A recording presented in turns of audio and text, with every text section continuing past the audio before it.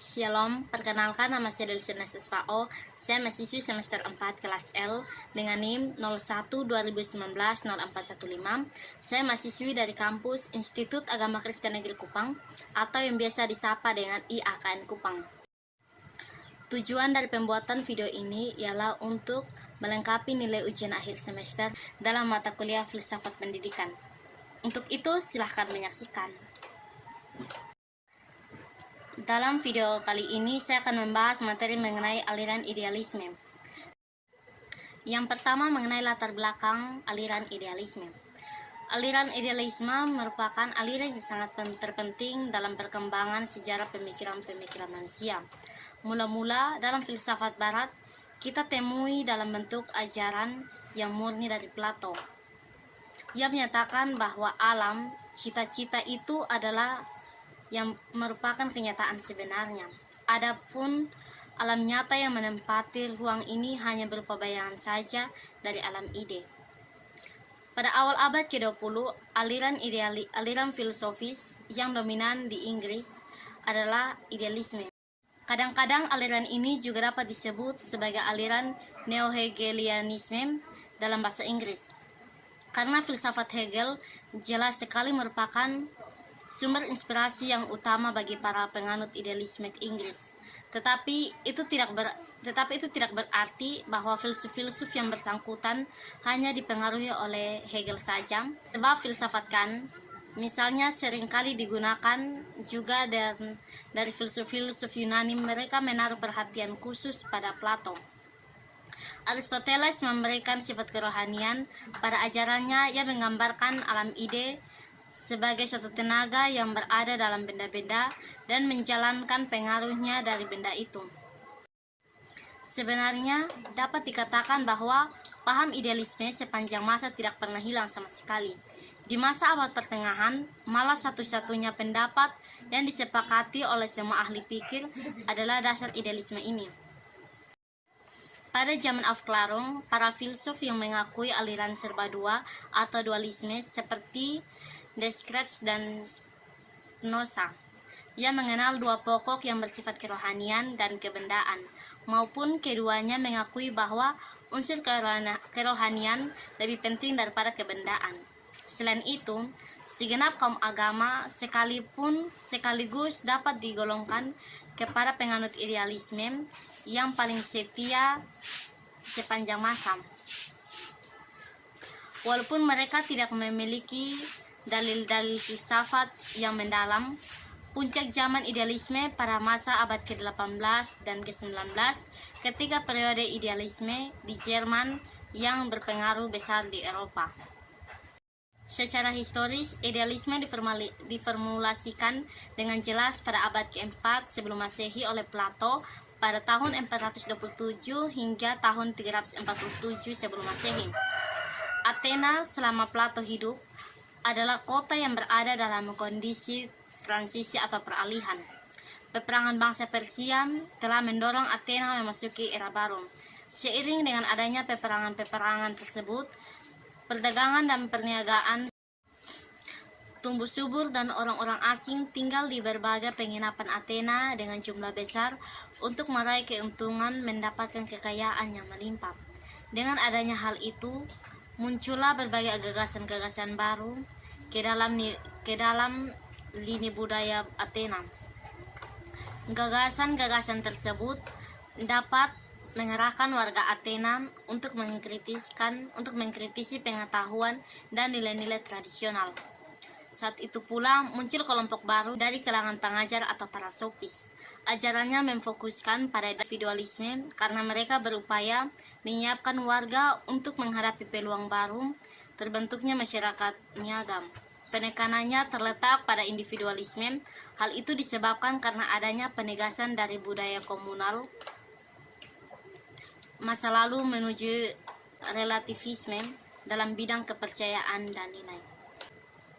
Aliran idealisme adalah aliran dalam filsafat yang mengedepankan akal pikiran manusia dan terwujud atau tindaknya sesuatu itu tergantung oleh pemikiran manusia itu sendiri. Jika berhubungan dengan dunia pendidikan, idealisme merupakan aliran yang dapat membawa pengaruh besar terhadap dunia pendidikan terlebih dalam.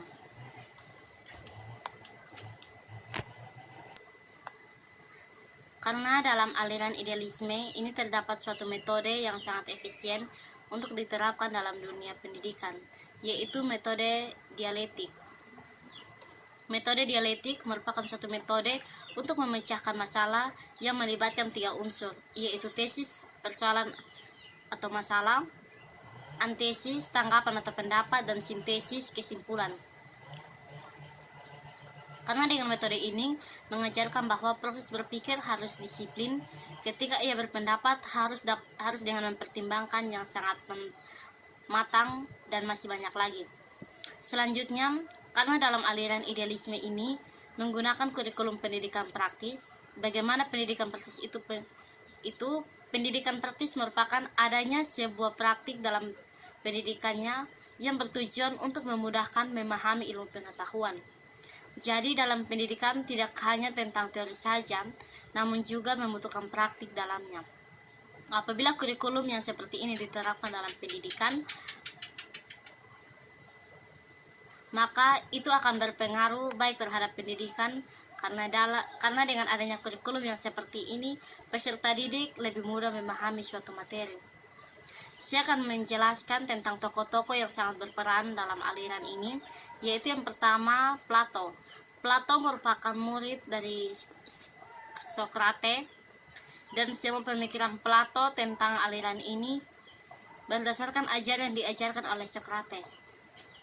Plato berpendapat bahwa ide adalah suatu realitas yang sebenarnya dari segala sesuatu yang ada dalam semesta, dan ide bukan hanya sekadar gagasan ada di akal budi pemikiran manusia, namun ide merupakan realitas yang sebenar-benarnya. Yang kedua yaitu mazhab Elea. Mazhab ini mengajarkan bahwa sesuatu yang ada itu hanya satu dan tidak berubah-ubah, dan apa yang dilihat oleh manusia yaitu hanyalah rupa atau bentuknya saja, karena sesuatu yang ada hanya dapat diketahui melalui pikiran manusia saja. Yang ketiga yaitu Hegel, yang bernama lengkap Georg Wilhelm Friedrich, seorang filsuf Jerman yang sangat terkenal. Pemikirannya tentang aliran ini yaitu menganggap bahwa ide adalah sesuatu yang tidak terbatas, dan sesuatu yang tidak terbatas berarti tidak memiliki eksistensi. Dan Hegel merupakan tokoh yang menggagas metode dialektika. Peranan guru dalam aliran idealisme yaitu guru mengantarkan anak-anak didik dalam mengenal dunianya lewat materi-materi dalam aktivitas pembelajaran. Untuk itu, penting bagi guru memahami kondisi peserta didik.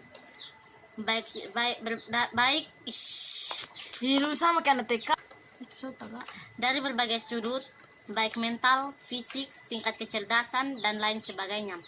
Guru harus seorang spesialis dalam suatu ilmu pengetahuan dari siswa. Artinya, seorang guru itu harus mempunyai pengetahuan lebih baik daripada anak didik. Guru haruslah menguasai teknik mengajar secara baik. Artinya, seorang guru harus mempunyai potensi pedagogis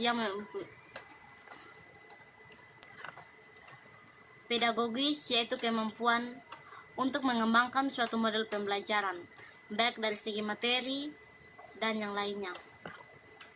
Guru haruslah menjadi pribadi yang baik sehingga disegani oleh murid. Artinya seorang guru harus mempunyai potensi kepribadian yaitu karakter dan kewibawaan yang berbeda dengan guru yang lainnya. Guru menjadi teman dari para murid, artinya seorang guru harus mempunyai potensi sosial yaitu kemampuan dalam hal berinteraksi dengan anak didik.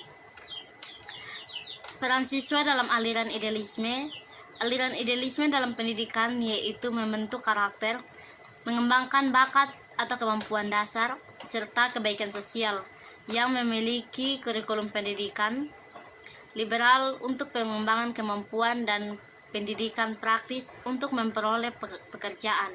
Metode yang diutamakan ialah metode dialektika atau saling mengaitkan ilmu yang satu dengan ilmu yang lain. Tetapi metode yang efektif dapat dimanfaatkan peserta didik bebas untuk mengembangkan kepribadian, bakat, dan kemampuan dasarnya. Pendidikan bertanggung jawab dalam menciptakan lingkungan pendidikan melalui kerjasama dengan alam. Dalam setiap aliran pendidikan terdapat kelebihan dan kekurangan. Dari setiap aliran-alirannya, adapun kelebihan dalam aliran idealisme. Aliran ini dapat meningkatkan daya pemikiran dari segi menghasilkan ide yang benar dan boleh dipakai. Dan kekurangan aliran ini yaitu aliran idealisme memiliki anggapan terhadap suatu nilai atau kebenaran itu kekal dan abadi. Pola pendidikan yang diajarkan filsafat idealisme berpusat pada idealisme. Pengajaran tidak sepenuhnya berpusat dari anak atau materi pelajaran. Juga bukan hanya masyarakat, melainkan berpusat pada idealisme. Maka tujuan pendidikan menurut paham idealisme terbagi atas 3 hal. Tujuan untuk individual, tujuan untuk masyarakat, dan campur antara kebudayaan keduanya.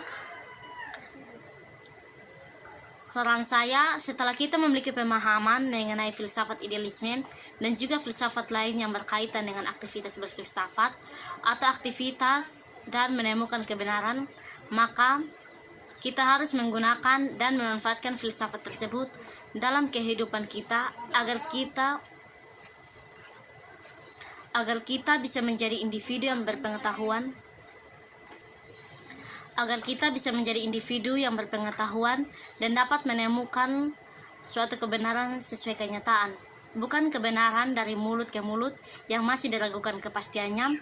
Perbedaan aliran-aliran filsafat tersebut jangankan kita dijadikan sebagai bahan pertikaian yang memicu perselisihan dan saling merendahkan yang akan menimbulkan perpecahan. Sebagai individu berpendidikan, mari kita gunakan perbedaan sebagai jalan persatuan dan saling menghargai, karena tanpa perbedaan hidup tidak berwarna. Baik, inilah akhir dari video saya. Mohon maaf jika ada kata-kata yang salah dan tidak berkenan. Hanya ini saja, sekian dan terima kasih. Shalom.